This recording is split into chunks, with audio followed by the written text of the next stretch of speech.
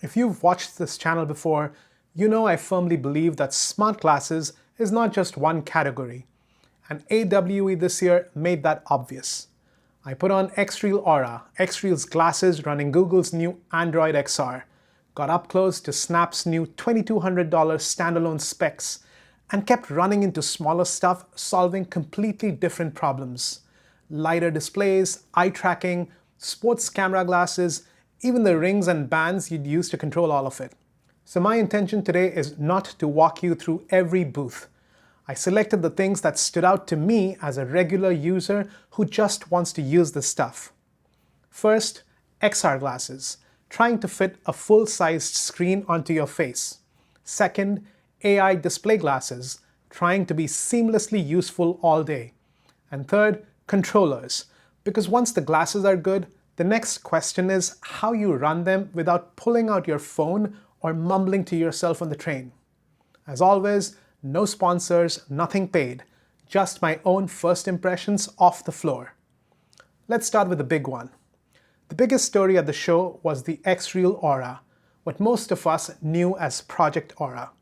These are not the screen mirroring XR glasses I usually talk about, the kind that just put your phone or console up in front of you and leave all the thinking to the device. This is XREAL and Google trying to bring the whole Android XR experience into a glasses and puck form factor. It's the one I was most looking forward to, and it mostly lived up to the hype. First thing that hit me, they don't feel as heavy as you'd expect for what they're doing. There's still a tether and a compute puck, so it's not like they're completely frictionless. But for a headset-style spatial experience, the weight was more than reasonable in my opinion. The hand tracking definitely stood out. Setup was quick, selecting, pinching, moving, resizing all worked about as well as I've seen on headsets 3 times their size.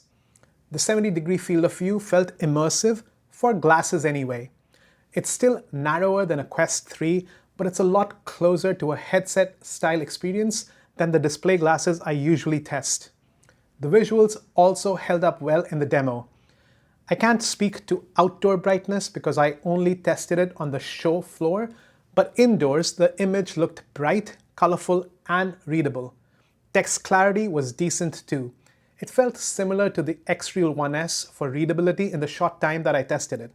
And what makes Aura even more interesting is the Android XR platform and the potential it holds with the app ecosystem, some of which I got to try out and was very cool. I also tested 6DoF and it held up well in a quick demo. The puck also works as a mouse, which seemed handy. And XREAL also confirmed some other uses for the glasses, such as using Google Maps on it or Gemini. And this one might have been obvious to others, but I did confirm that you can still use Aura the simpler way, just to mirror your phone or laptop like I do with the XREAL One S, if all you want is a floating screen. The earlier Quest 3 and Vision Pro comparison is useful, but only up to a point. Aura sits between them on price, but the reason it's interesting is form factor. It's trying to bring real spatial computing into something much closer to glasses.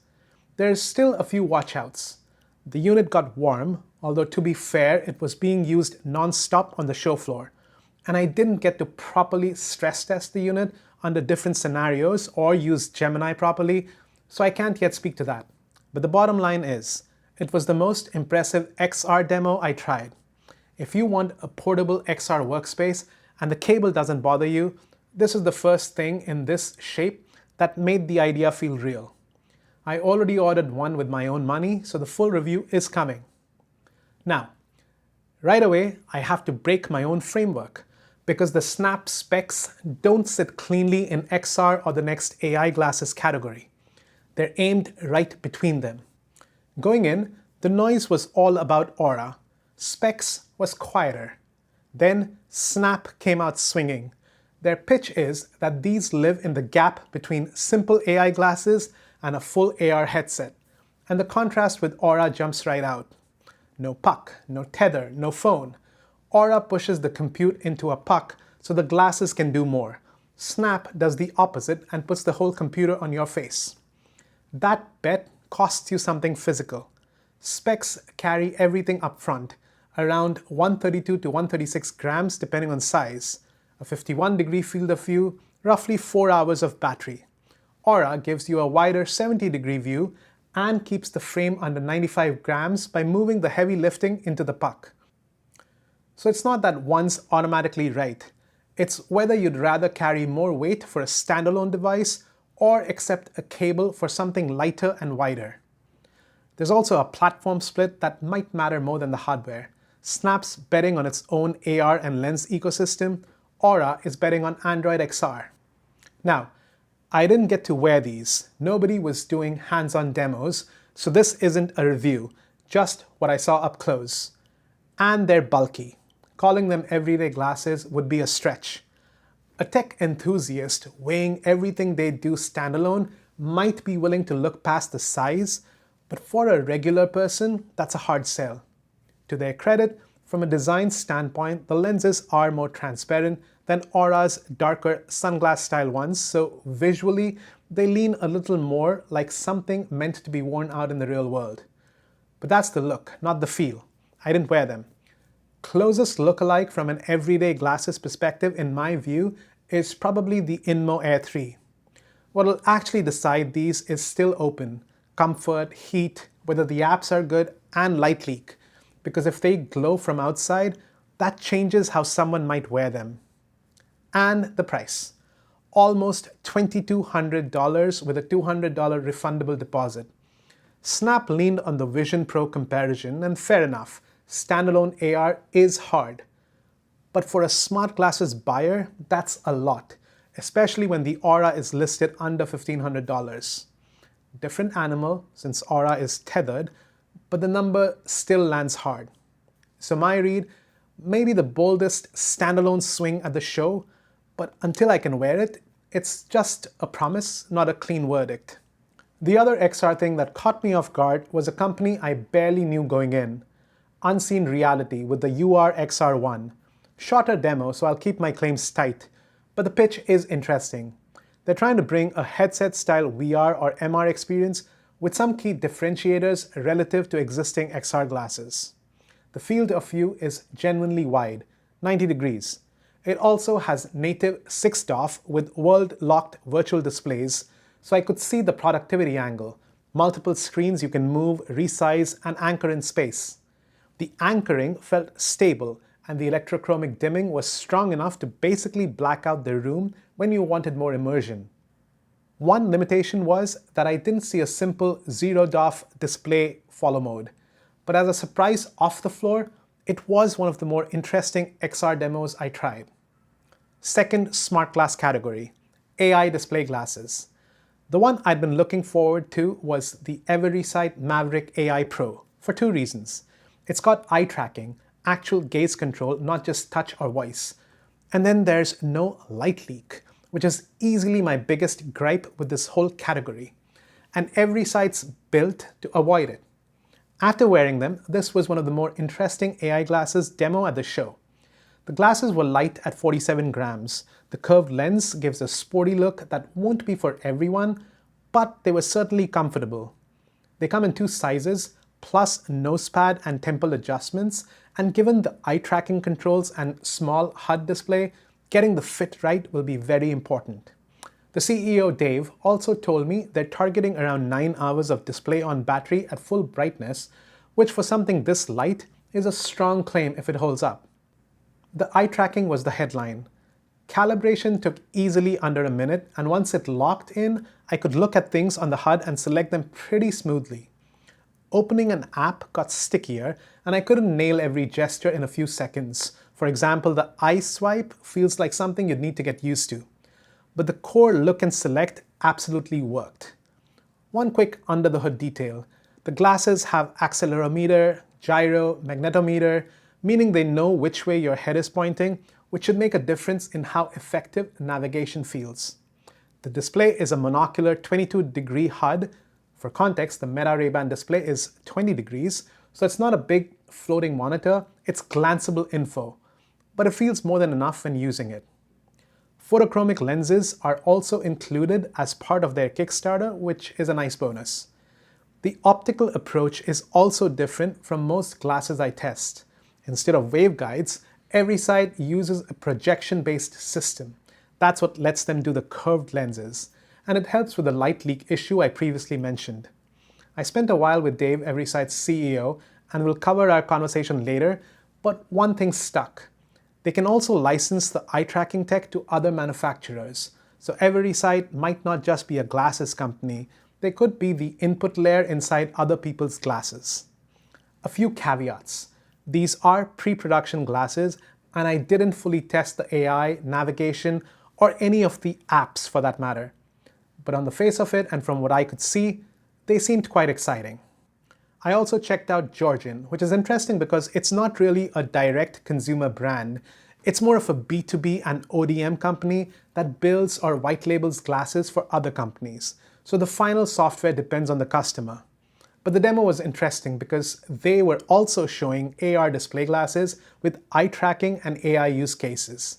It was still prototype-like with some demo friction, but the glasses felt very light. The form factor looked even more wearable than Everysight, and the eye tracking could work inside the display UI. I could look at items and select them.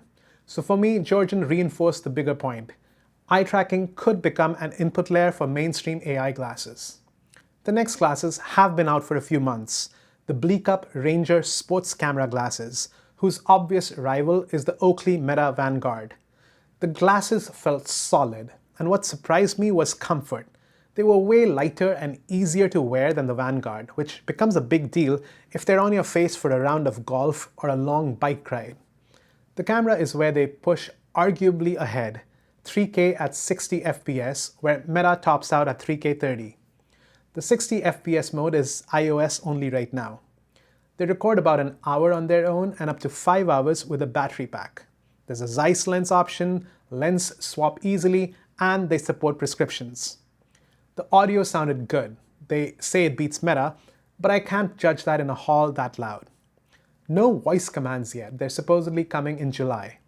I wouldn't call them a full Meta replacement, but certainly something to look at for active wear smart glasses.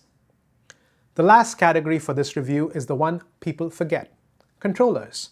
If glasses keep getting smarter, the real question is, how do you control them?